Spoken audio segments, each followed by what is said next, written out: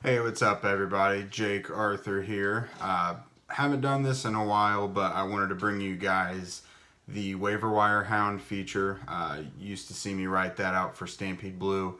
I figured I'd move this to more of a video format this year. I'll try and get these out as often as I can throughout the season, as well as maybe some other weekly videos. Basically, just gonna give you some of the position players that are worth taking a shot on your waiver wire.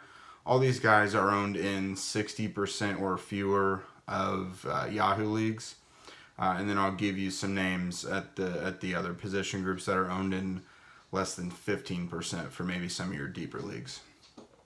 So first up at quarterback, we've got Andy Dalton. Never appreciated, but for the most part, he's always a good fantasy presence. Maybe not so much last year, but they've fixed some of their issues, at least up front. That's allowed Andy to be a bit more productive. He's averaging 286.7 yards per game, and he's had multiple touchdowns in each game. Up next, Baker Mayfield. Finally, Baker season. He's the new guy in Cleveland. Tyrod Taylor, maybe not the most statistically productive quarterback, but Baker is much more of a high volume passer, and it looks like Hugh Jackson might let him do that. He's got a lot of weapons around him, so if you're in 2 QB leagues or something, he may be worth picking up and occasionally starting in good matchups. Next up is Ryan Tannehill, another underappreciated guy, but it's good to see him back under center for Miami. One of the few quarterbacks in the NFL who were regular starters who are coming back from injury. He's completing 73% of his passes, has a 9.3 yards per attempt, and he also has thrown for multiple touchdowns each game. So yeah, another guy worth looking at. And then if you want to take the shot, Josh Rosen is a guy who's owned in only 2% of leagues. I'm not super confident in that, but you never know what could happen. Larry Fitzgerald, if he gets healthy, it looked like Rosen might have some chemistry with Christian Kirk. They've also got Ricky Seals-Jones there. Crazier things have happened. It's not one I would put all my eggs in that basket, but it's an option for you nonetheless. At running back, you've got Marlon Mack from the Colts. I get frustration. He's been in and out of the lineup, hurt with a hamstring injury. But when he's in there, he is no doubt a part of their plans. In the one game he came back in for in week 2, he split the touches and targets, the lead in the Colts backfield with Jordan Wilkins.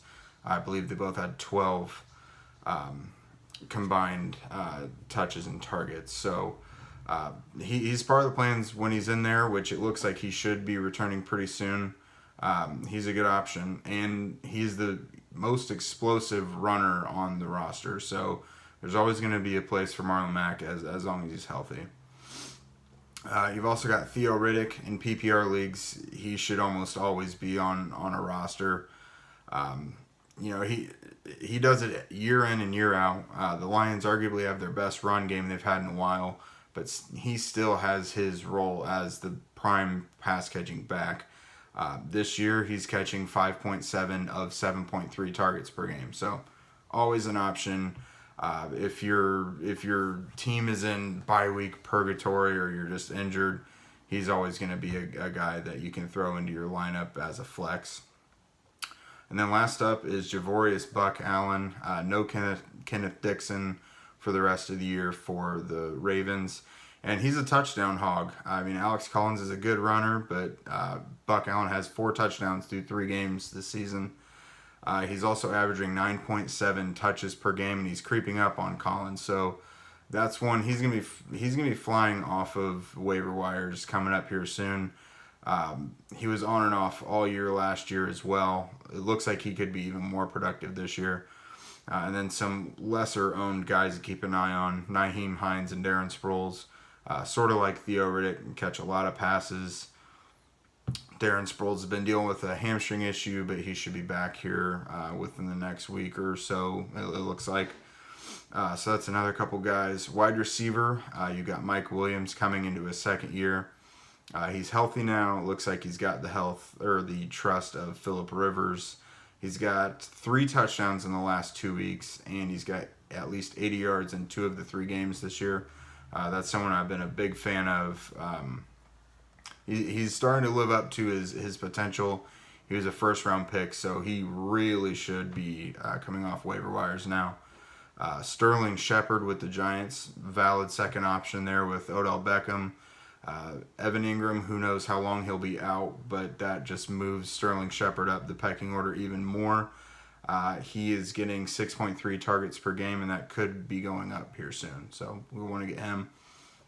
Next up, rookie Calvin Ridley was a lot of people's top wide receiver. I believe he was my second-ranked wide receiver going into this draft. You're just basically waiting to see what his role was going to be, and after blowing up for 146 yards and 3 touchdowns last Sunday, pretty fair to see he's got a role in the Falcons offense. Last up for the wide receivers is Chris Godwin from Tampa Bay. Bit of an inconsistent player, but he has 16 targets in the last 2 weeks, and he has a touchdown in all 3 games. And then for the lesser-owned guys, Cameron Meredith for the Saints, he's starting to get involved now.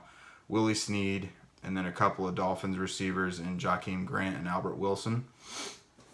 Last position is tight ends, Tyler Eifert. He's remained healthy through 3 weeks, and he's starting to get a little more involved.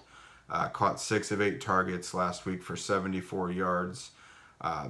Tight end, this position is rough this year, so if you find a good one or one who's at least consistent, you should take a stab at it, and Eifert looks like he's getting back on the horse. Next up, Austin Hooper, probably more of a matchup-based play, but he's a red zone target, especially if they decide they don't want to use Julio Jones much in the red zone. And he's been targeted at least 4 times each week. I know it's not a lot, but for the tight end position, it's respectable. And then very last, Dallas Goedert, rookie from the Eagles, had his coming out party last week against the Colts, catching all 7 targets for 73 yards and a touchdown. Again, like I said, that I hope to get these out pretty regularly throughout the week, each week throughout the season.